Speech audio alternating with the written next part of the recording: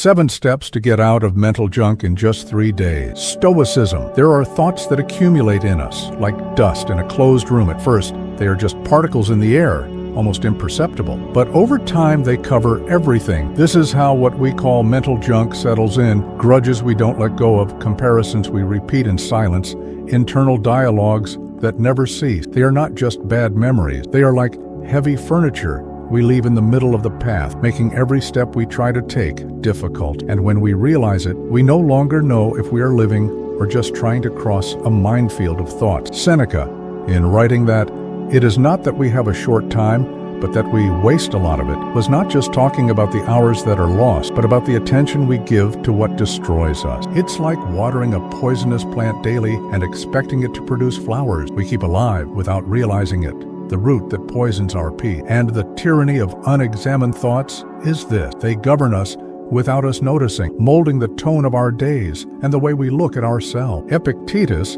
with the clarity of one who knew that life is too brief to be spent on what we don't control, would remind us of the boundary between what is our role to clean up and what was never our responsibility. And this distinction is liberating. Not everything that is in our mind was born from. Many ideas were planted by others. Expectation, judgment, unattainable standards. But just because something is inside doesn't mean it has to stay. The mind, in this sense, is like a backyard. If we take care of it, ideas that sustain us blossom. If we abandon it, weeds grow on their own, occupying space and suffocating any flower that tries to be born. And it doesn't take much effort for this to happen. Just the care. Mental junk, like a pest in a garden, thrives on carelessness and silence. But this is not an invitation to perfection, nor to a sterile mind where nothing bothersome ever appears. It is a call to make space, for air to enter, for light to return to places that were closed off. I don't promise that everything will be resolved in 3 days, but I do promise that if we start now,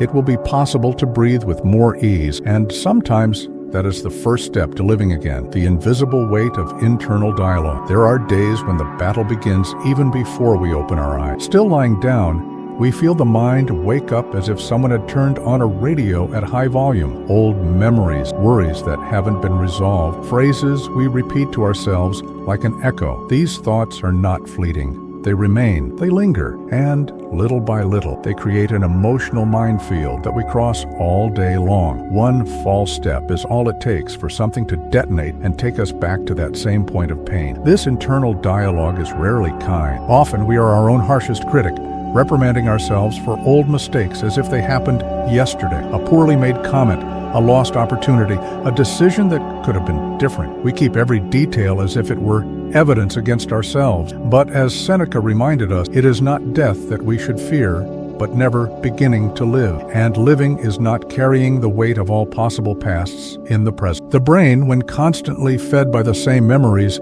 builds automatic route. It's like a path in the forest that, from being walked so much, becomes the only visible trail. Thus, even when we could choose other thoughts, we end up returning to the same place, not because it is the best, but because it is the most well-known, and the familiar, even if painful, can feel safer than the unknown. Mental junk gets stronger in this cycle. Memory that leads to emotion, emotion that reinforces memory. It's like a wheel that never stops turning. For Stoicism, breaking this movement begins by examining what we allow to live inside us. Seneca invites us to choose which memories to keep alive, because not all of them deserve the privilege of remaining. The mind can be like a shelter, but it can also become a prison. And most of the time, it is the furniture we choose to keep that defines which of the two it will be. Perhaps the first step is not to expel all bad thoughts, but to refuse to offer them the best seat at the table. It is possible to hear without welcoming, to see without keeping, to remember without reliving. When internal dialogue ceases to be a constant judgment and becomes just a temporary visitor, we discover something essential. Silent, when clean, does not oppress. It returns peace. The mistake of fighting everything at once. There is a tiredness that does not come from what we do, but from how much we try to do all at once. It's like entering a messy room and believing that we need to fix every detail immediately. The gaze jumps from one corner to another, not knowing where to start, and in the end, we touch nothing. This is the weight of trying to solve one's entire life in a single day, a weight that not only paralyzes us, but sinks us even deeper into the chaos we wanted to clean up. Epictetus, with his disarming clarity, would remind us that there is a boundary that separates what we can control from what will never be in our hands. He taught that living well is not about embracing the whole world, but about precisely choosing where to place one's effort. And for that, we need to divide. On one side, what depends on us, on the other, what doesn't. The second list can be long, even painful, but it is not our job to carry it. It's like trying to paddle with a broken oar. No matter the strength, the boat will not move forward. The truth is that by trying to embrace everything, we also embrace what hurts us. We put old pains and present responsibilities, future uncertainties, and the tasks of the now in the same space. The result is a mixed weight that we don't know how to separate. Seneca said that he who is a slave to hopes and fears will never be free. Whoa. Fighting everything is living as a prisoner of one's own battles, without realizing that many of them should not even be ours. There is an almost immediate relief when we reduce the field of action, when we decide that today we are not going to fix the entire past or predict all the outcomes of tomorrow. What is left is clearer, more manageable. It's like cleaning a single surface of an immense house first and realizing that, in that space, it is already possible to breathe better. Mental cleaning does not begin with the accumulation of strength, but with the reduction of the area of conflict. By narrowing our focus, we find the breath to act. And when we act in a concentrated way, we realize that the change, even if small, is already progress. It's a paradox. By doing less, we achieve more, because what is done with presence weighs less and lasts longer. The trap of saturated silence. Silence, when it is a space for listening and presence,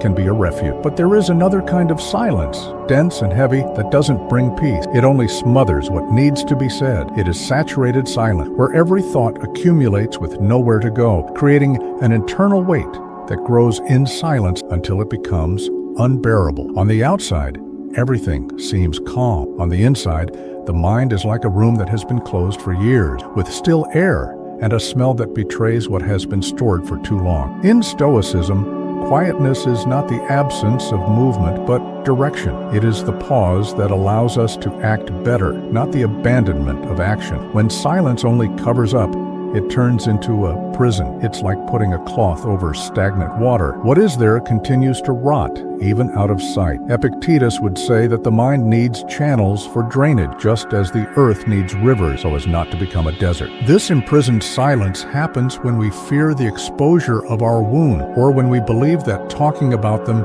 is a sign of weakness. We hold onto grudges as if they were dangerous secrets, but in reality, it is the act of hiding them that makes them stronger. The same goes for guilt, frustration, and regrets that we avoid confronting. The more we silence them, the more they find ways to make themselves heard, whether through insomnia, anxiety, or the constant weight in the chest. Finding a safe channel for expression is like opening a window in that closed room. It can be through writing, through talking to someone you trust, or even through a guided reflection in conscious solitude. It is not about pouring everything out in any way, but about creating a flow, a path for the water to run again. What once seemed murky with time clears up. True silence, the kind that heals, only exists after the mind has been emptied of what was suffocating. It is not the absence of sound, but the presence of space. And when we finally breathe in that space, we realize that peace is not about containing everything, but about allowing only what strengthens us to remain. The ritual of 3 days. 3 days may seem too short to clean up what we have spent years accumulating, but just as a dark room can be illuminated by lighting a single candle, a well-chosen beginning can change the entire internal atmosphere. The goal is not to sweep every corner of the mind, but to open up clearings for breathing. The rest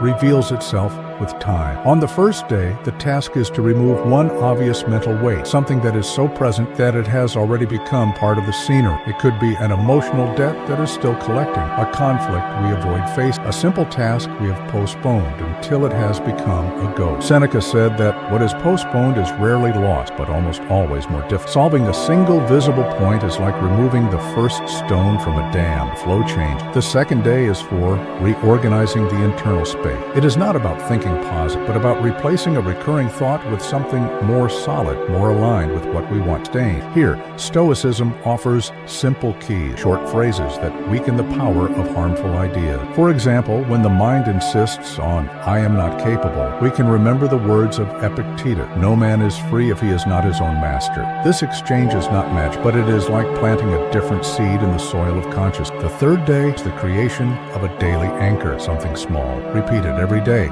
that symbolizes order and presence. It could be making the bed as soon as you wake up, walking for a few minutes without any distraction, or even preparing a cup of coffee in silence. The value is not in the act itself, but in the message it sends. This is my point of firmness, even if everything else changes. It is the silent mark that there is a stable center within it. At the end of these 3 days, the mind will not be reset, and it doesn't need to be. What is built is a habitable space where thoughts do not pile up to the point of suffocating us. Marcus Aurelius said that the soul is colored by its thought. By cleaning one corner at a time, we allow that color to change, even slightly. And sometimes it is this subtle change that paves the way for a much greater transformation. Seneca said that clarity is a form of freedom. Living without carrying mental junk is like walking with little luggage. Each step becomes lighter and the horizon closer. When we leave behind what no longer serves us, we realize that the road has always been there, but our eyes were too busy with what was on the ground. A clean mind is not an empty mind, but a mind that knows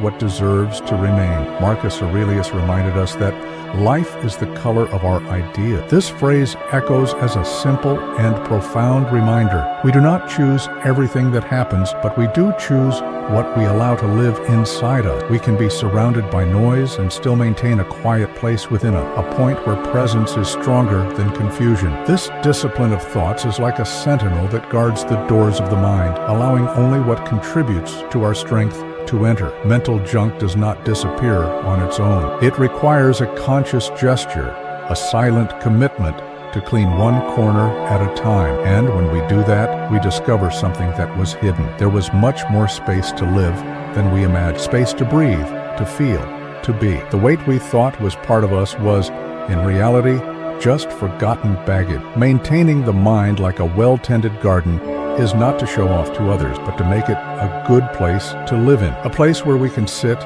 and rest, where we can listen to our own thoughts without fear, because in the end, what we cultivate within us defines the way we see and touch the world outside. And if what we carry is light, the path also becomes light.